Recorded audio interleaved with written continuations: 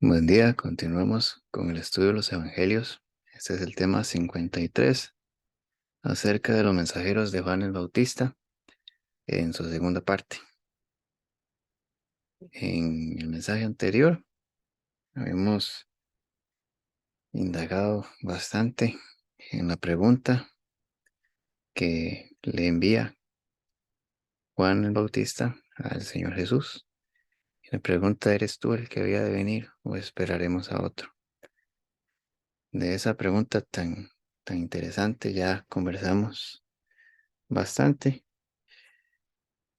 Y ahora vamos a ver cuál fue la respuesta del Señor.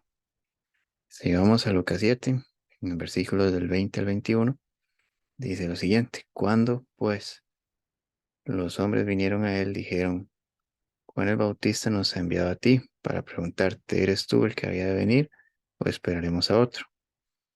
En esa misma hora sanó a muchos de enfermedades y plagas y de espíritus malos, y a muchos ciegos les dio la vista. Y respondiendo Jesús les dijo: Id y haced saber a Juan lo que habéis visto y oído. Los ciegos ven, los cojos andan, los leprosos son limpiados, los sordos oyen, los muertos son resucitados, y a los pobres es anunciado el Evangelio. Bienaventurado es aquel que no haya tropiezo en mí.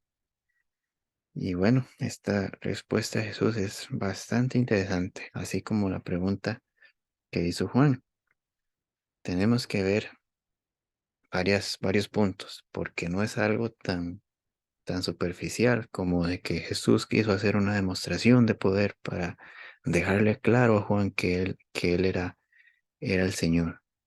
No es solamente eso.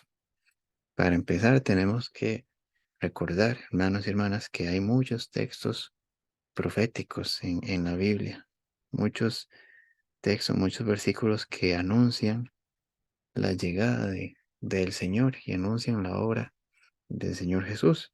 Por ejemplo, Isaías 61, si lo puedes leer y estudiar, entre otros muchos pasajes que nos anuncian y nos dice la palabra que el Mesías, que el Cristo, que el Señor iba a venir a esta tierra y vino a esta tierra.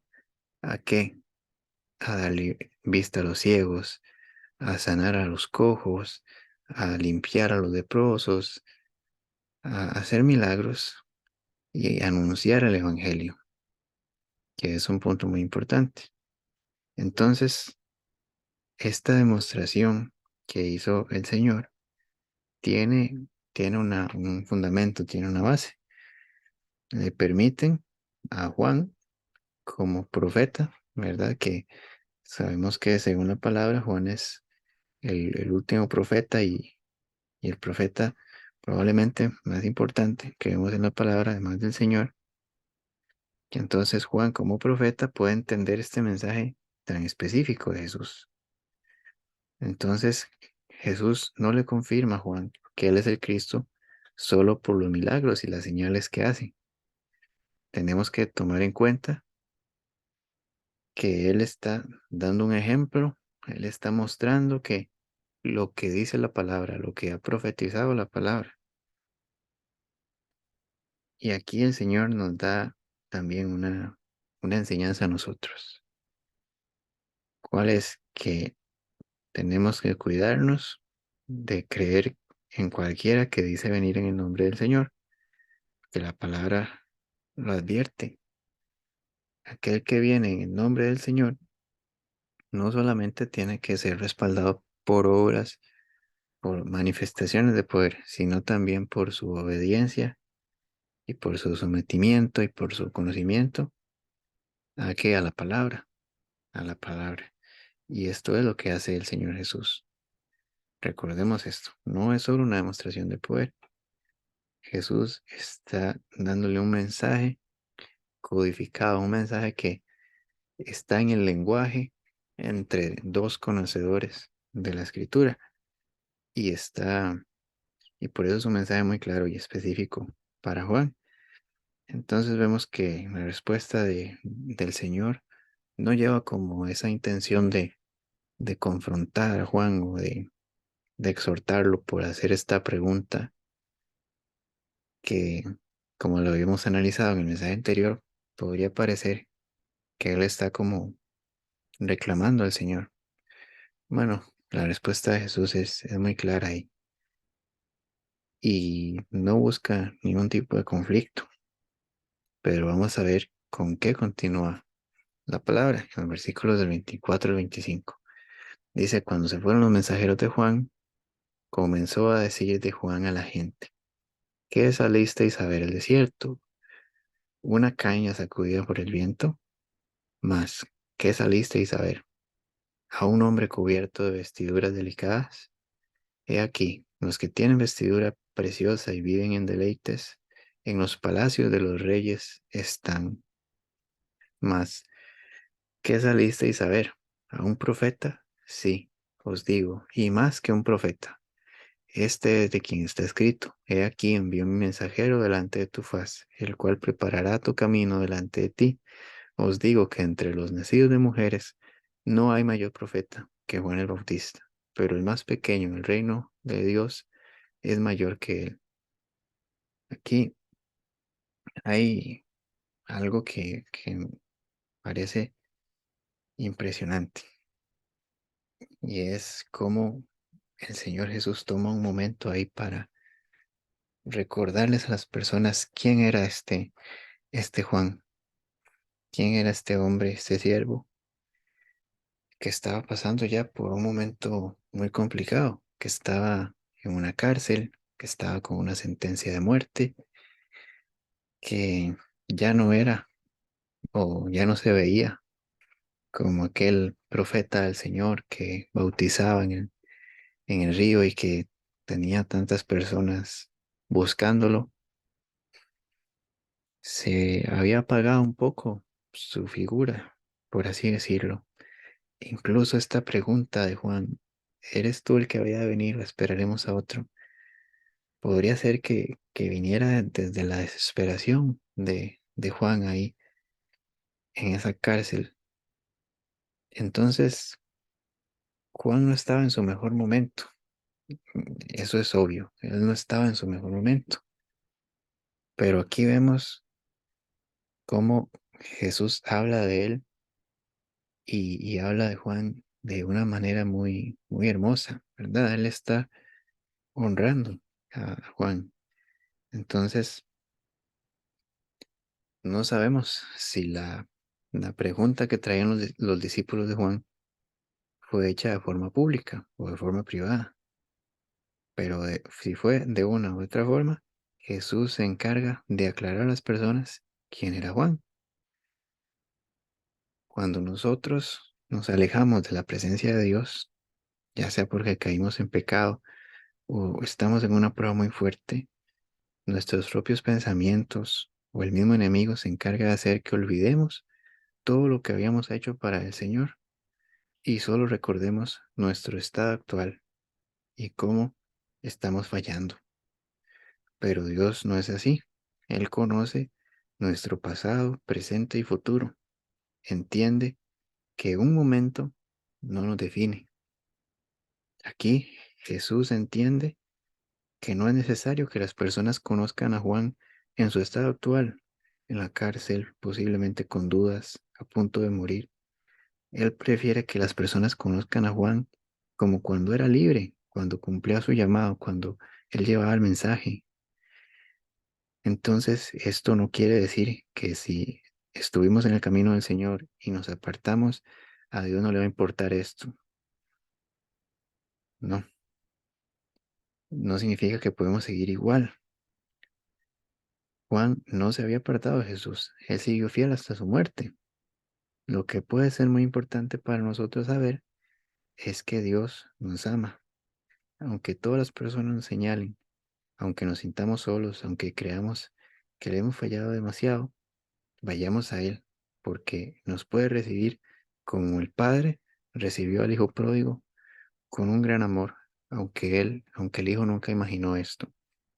Y esto fue parte de lo que apunté cuando estaba estudiando estos pasajes que me llamó mucho la atención cómo el Señor Jesús se refiere a Juan, pero se refiere a Juan en su mejor momento.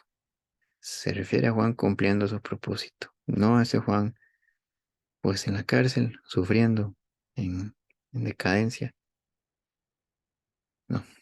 Y esto nos da un gran mensaje. ¿Qué es lo que piensa Dios de nosotros? ¿Cómo nos ve el Señor? Esto es muy importante, hermanos y hermanas, siempre, porque nuestra misma mente pecaminosa, el enemigo de una y de otra forma se va a encargar de hacernos sentir mal para apartarnos del Señor cuando, cuando no estamos en nuestro mejor momento, como le sucedía aquí a Juan. Pero es la opinión del Señor la que importa, puestos los ojos en Jesús, que es el autor y consumador de la fe. Y me llamó mucho la atención esto que el Señor me ayudó a recordar. ¿Qué era lo que pasó cuando el hijo pródigo volvió a la casa de su padre? Él esperaba que su padre no lo recibiera, que lo tomara como siervo, que aceptara esa propuesta al menos de tenerlo ahí como su siervo, ya no como su hijo, por tanto que le había fallado. Pero el padre no había perdido su, su idea, su criterio acerca de su hijo. Aunque había fallado, seguía siendo su hijo y no lo iba a considerar como un simple siervo, lo seguía considerando como su hijo, porque a pesar de lo que falló, su padre sabía quién era él. Qué, qué impresionante esto y solamente el Señor puede tener este gran amor, pero nos enseña muchas cosas esto que el Señor hace. También nos enseña a cuidar la reputación de nuestros hermanos, porque qué terrible cómo es nuestro corazón que cuando vemos a un hermano que cae, lo que hacemos es muchas veces comentarle a otras personas y comentar a las personas del estado actual de esa persona y no simplemente oramos por él y tratamos de animarlo y levantarlo cuando se siente caído o simplemente no nos, nos cuidamos de hablar de más del estado de una persona como hizo el Señor aquí. Él era necesario recordar la importancia de Juan en este caso. ¿Quién fue él? Un profeta. No hay mayor profeta que Juan el Bautista, nos dijo aquí el Señor. Pero el más pequeño, el reino de Dios es mayor que él. Y aquí empieza, me parece, el Señor con la última parte de este mensaje. Pero antes de continuar, quiero resaltar como ya que el Señor nos viene hablando de la sencillez de Juan, que vemos que él pregunta, ¿vieron a un hombre cubierto de vestiduras delicadas? Mm, porque según lo que nos dice la palabra, Juan era alguien que no se preocupaba demasiado por su vestimenta, que comía lo que encontraba allí en el desierto, que no tenía un aspecto así de una persona importante de la realeza, ¿no? Juan era alguien que se había entregado completamente al servicio del Señor. Y entonces muchos lo tomaban por loco. Es lo que vamos a ver ahora, a continuación. En los versículos 29 al 31. Dice, y todo el pueblo y los publicanos cuando lo oyeron, justificaron a Dios, bautizándose en el bautismo de Juan. Mas los fariseos y los intérpretes de la ley desecharon los designios de Dios respecto de sí mismos, no siendo bautizados por Juan. Y dijo el Señor, ¿a qué pues compararé los hombres de esta generación? ¿Y a qué son semejantes? Semejantes son a los muchachos sentados en la plaza, que dan voces unos a otros y dicen, os tocamos flauta y no bailasteis, os endechamos y no llorasteis, porque vino Juan el Bautista, que ni comía pan ni bebía vino, y decís, demonio tiene. Vino el Hijo del Hombre, que come y bebe, y decís, este es un hombre comilón y bebedor de vino, amigo de publicanos y de pecadores. mas la sabiduría de Dios es justificada por todos sus hijos. Qué tremendo este mensaje del Señor, porque vemos los prejuicios de las personas y cómo queremos ser sabios en nuestra propia sabiduría. Decimos, no voy a escuchar a esta persona porque tiene este fallo y este otro fallo, porque es una persona que parece que está loca, como Juan que vivía ahí apartado en el desierto. Entonces las personas decían, demonio tiene. Y en el caso de Jesús, que comía y bebía y se acercaba a las personas que se consideraban peores en ese tiempo, decían también mal de él, que era un comedor, que era un bebedor de vino. Entonces, nunca se les puede quedar bien a estas personas, porque siempre van a encontrar un pero en el mensajero enviado por el Señor. Pero esta frase final de Jesús lo resume todo. La sabiduría de Dios es justificada por todos sus hijos. Nosotros tenemos que ver la sencillez que tiene Dios para hablar. Dios puede hablar por medio de la persona más cuerda, más elocuente, más preparada, y Dios puede hablar por medio de la persona este, con menos recursos, la persona pobre, la persona menospreciada por la sociedad, a que todos hacen a un lado. Por medio de esa persona también Dios puede hablar. La sabiduría de Dios es justificada por todos sus hijos. Y por esto es que se tropieza tanto en, en el mensaje. Muchas personas se van detrás de falsos maestros o se alejan de la palabra del Señor por las cosas superficiales, por tener estos prejuicios de decir, no, pero esta persona tiene este fallo, tiene este otro fallo. No, puestos los ojos en el Señor, que el Señor puede usar a quien sea, pero lo importante es que recibamos ese mensaje, venga de quien venga. Si es conforme a la palabra, no lo desechemos. Importante es esto y nos muestra la necedad del mundo, que no hay excusa después, no hay excusa para quien escuchó el mensaje de la palabra delante del Señor para justificarse. No puede decir, es que la persona que me predicó el Evangelio era demasiado extravagante, era alguien que no se amoldaba a mis ideas. No,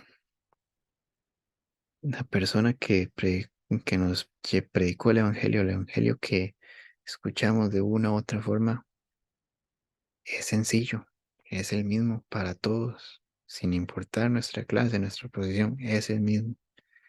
Y por eso Dios se glorifica utilizando a las personas consideradas pequeñas para avergonzar a los grandes, para avergonzar a los sabios, dice la palabra. Qué tremendo es esto, pero gloria al Señor porque Él no tiene esas barreras que tenemos nosotros entre unos y otros. Para Dios podemos ser uno si estamos en Él. No hay por qué hacer estas diferencias. Gloria al Señor porque Él puede usar a una persona, por ejemplo, como yo, que soy un joven que está caminando, que está empezando en su caminar en el Señor y en la vida, y puedo usar a una persona con ya muchos años, con muchos estudios de la palabra, también para predicar su mensaje. Gloria al Señor por esta oportunidad, que espero que haya sido de mucha bendición este mensaje. Así que bueno, cada 15 días, si Dios quiere, un mensaje bíblico y un poema cristiano. Suscríbete, a tu like, comparte el video si te gustó. Dios te bendiga.